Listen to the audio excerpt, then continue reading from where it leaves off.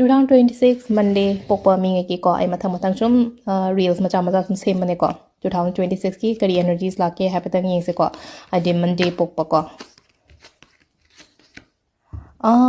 Monday pokpa se le ko no ba khudong cha bala la ko pi ri ko se da ai yon da lai ramba problems kumba kai gumba obstacles lo shalak ko chalak pa mai ta ro ko sulai ko silai se ko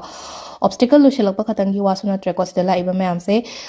ai ngon da se da new opportunities kumba kai gumba lai se ko se da akoi khunu ango ba kai na ha ji khunu ano ba ne thambal ama su yaw re ko se da makhut ama ta raga relationship kai da su yam phagalak pa khogalak pa adum oi ba do aduga amana am kai no ha kan se da ai ngon da problems kumba lai ramba ha raga obstacles lai ba ko adum ma am do lo shalak pa ko chalak pa wakan je loina ma cards ahum mak se amna positive oina lagtra haidi even financially kari kra sugum ba phawda yamna secure oi gani ko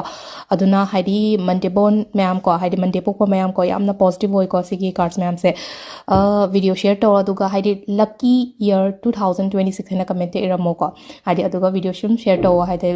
sagi to Monday pokpa mi ngai to yozaraga di haidi wakan nungai da 2026 yam phagani haibagi message sama energy sama la aga di ko ma'am thank you